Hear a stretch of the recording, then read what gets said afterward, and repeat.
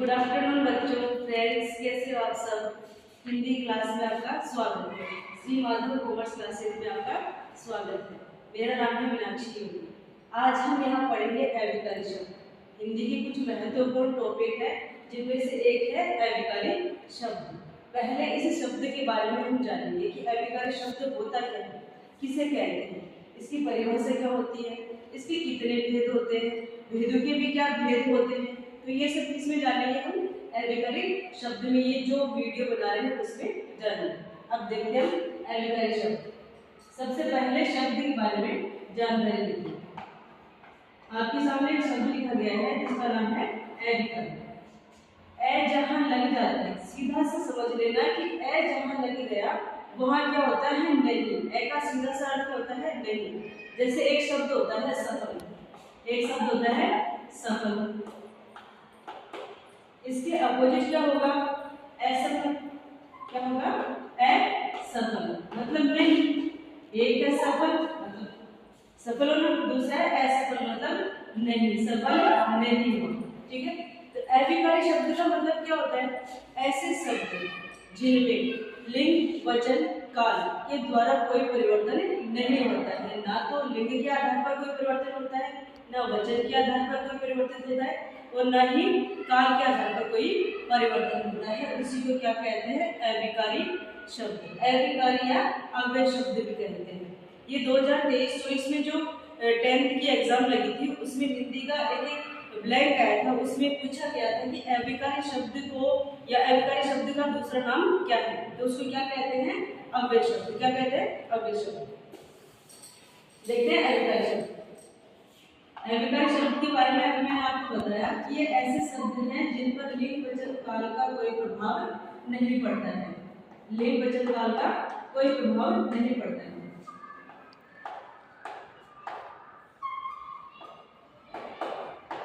लिंग वचन काल का कोई प्रभाव नहीं पड़ता। अब लिंग जो होते हैं कितने प्रकार के होते हैं, लिंग तो पता है कितने प्रकार के होते हैं। लिंग होते हैं दो प्रकार के। कितने प्रकार के होते हैं, दो प्रकार के। कौन कौन से, पुल्लिंग और स्त्रीलिंग, आदमी और औरत।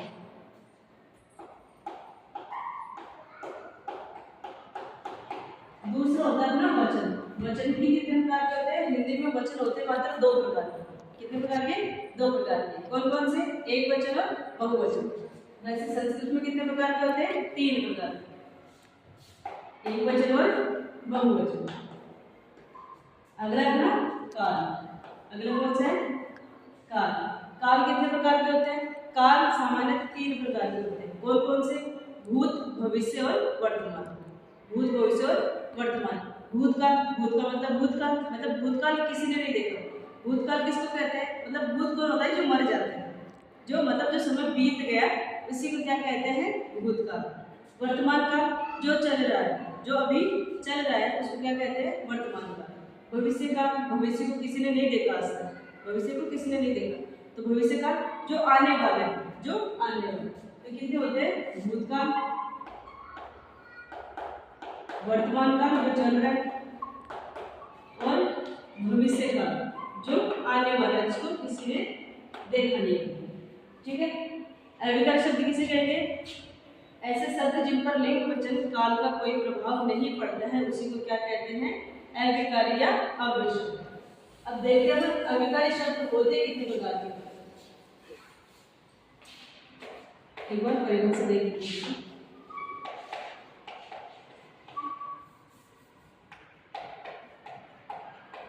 ऐसे शब्द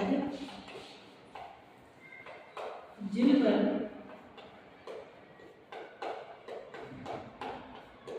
लिंग वचन एवं काल का कोई प्रभाव नहीं पड़ता है।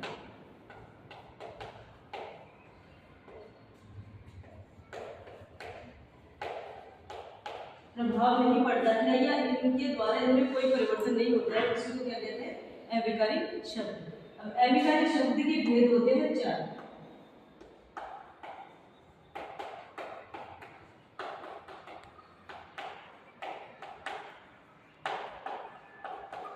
अव्ययकारी शब्द के भेद होते हैं 4। वैसे तो 4 ही होते हैं, लेकिन मुख्य इसके जो भेद होते हैं वो 5 होते हैं, लेकिन इसमें हम कितने पढ़ेंगे? 4। निपात तब 12th तक काम आता है, 12th के बाद में काम आता है, पहले नहीं। पहला अपना क्रिया विशेषण।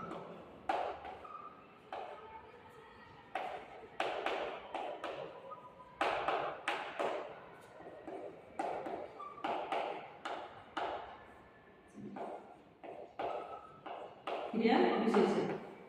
दूसरा अपना विस्मयादिबोधक।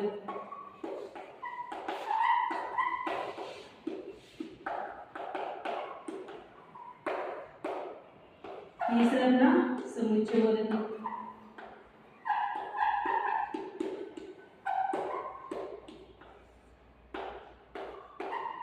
चौथा है संबंधबोधक। और कहीं कहीं इसमें भेद 5 भी होते हैं। लास्ट वाला अपना निपात बोधक। 4 भाग होते हैं वैसे तो, कहीं कहीं 5 भी माने जाते हैं।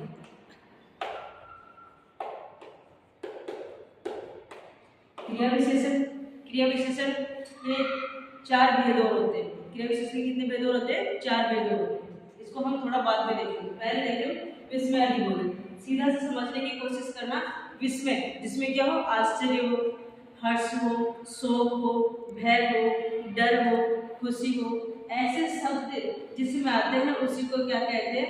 विस्मयादिबोधक। जैसे हमें कोई फूल दिखता है, कोई भी फूल दिखता है, हम कहीं गार्डन में जाते हैं, कोई फूल दिखता है तो हमारे मुंह से ऑटोमेटिक क्या निकलता है कि वह कितना सुंदर फूल है।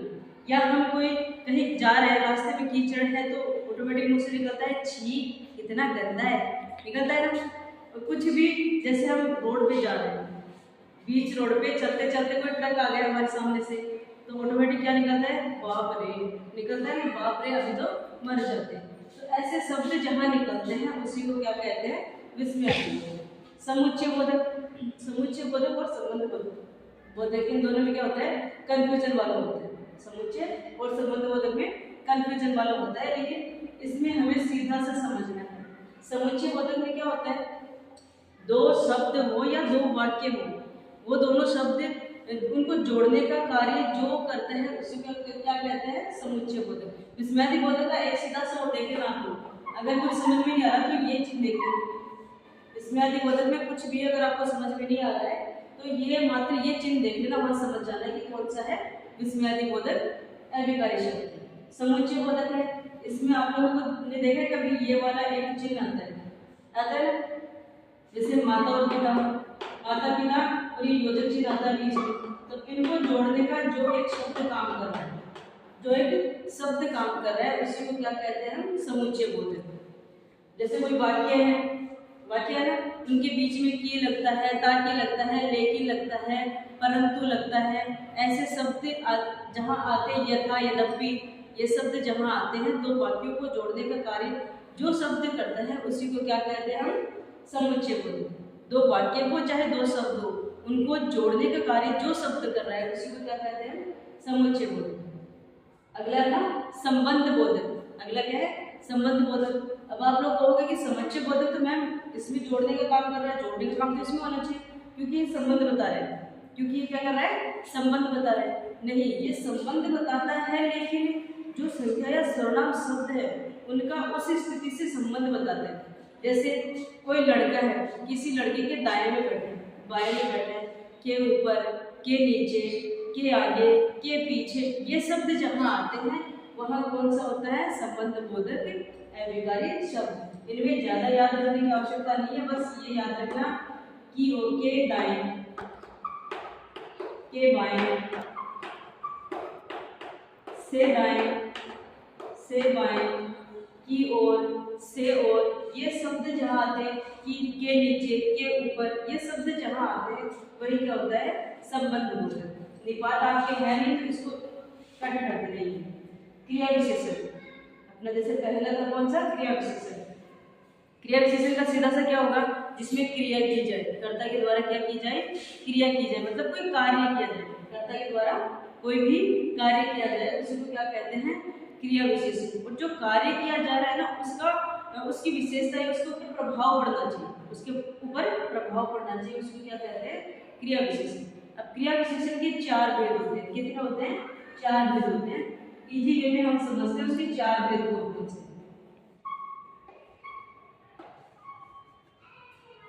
सीधा सा सिंपल सा है, बिल्कुल ट्रिक देखना। पहला है काल। काल का हमने यहाँ ऊपर भी पढ़ा था, पहले जब मैंने शुरुआत की थी उसी समय देखा था। काल का क्या होता है? समय। पहला कौन सा है? काल। दूसरा स्थान। तीसरा है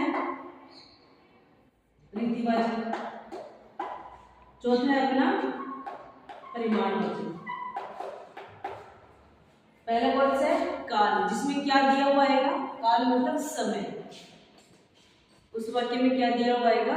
समय। जैसे 2 दिन, 5 दिन, हमेशा, प्रतिदिन, रोज रोज, ये शब्द जहाँ आते हैं ना, 10 दिन, ये शब्द जहाँ आ जाए, मतलब समय जहाँ बता दिया जाए वहां कौन सा होता है? कालवाचक क्रिया विशेषण।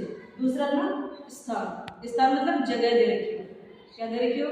जैसे आगरा है, मथुरा है, ऊपर है, नीचे है, जैसे जगह दे रखी हो उसी वहां क्या होता है? स्थान। रीति। रीति का बस एक चीज याद रखना है कि उससे जो क्रिया की जा रही है उसका तरीका कैसे, उसका ढंग कैसे है। जैसे इसका एक उदाहरण देखते हैं कि हवा धीरे धीरे चलती है, धीरे धीरे चलती है। हवा क्या करती है? धीरे धीरे चलती है, फास्ट फास्ट चलती है, गाड़ी धीरे धीरे चलती है, जल्दी जल्दी चलती है, ऐसे होता है ना। तो हवा धीरे धीरे चल रही है, ये तरीका बता रहा है। क्या बता रहा है? तरीका बता रहा है। परिमाणवाचक। परिमाण में कुछ भी याद मत रखना, परिमाण में इतना ही याद रखना है हमें कि परिमाण में बताया जाता है नापतोल, मात्रा क्या बताई जाती है उसको क्या कहते हैं? परिमाणवाचक। जैसे 2 किलो चीनी लाना, 10 किलो दूध लाना, जैसे इतना कोई नहीं लाता, फिर भी परिमाणवाचक में क्या आता है? परिमाणवाचक में आता है नापतोल बताना। एलविकार शब्द आपके समझ में आया होगा। इससे भी बेहतरीन टॉपिक लेकर अब हम आपके सामने आएंगे। धन्यवाद। जय हिंद, जय भारत। अगर आपको मेरा चैनल पसंद आया, मेरा वीडियो पसंद आया हो तो मेरे चैनल को लाइक, कमेंट एंड सब्सक्राइब करते रहिए, अपने दोस्तों के पास भेजते रहिए। जय हिंद, जय भारत।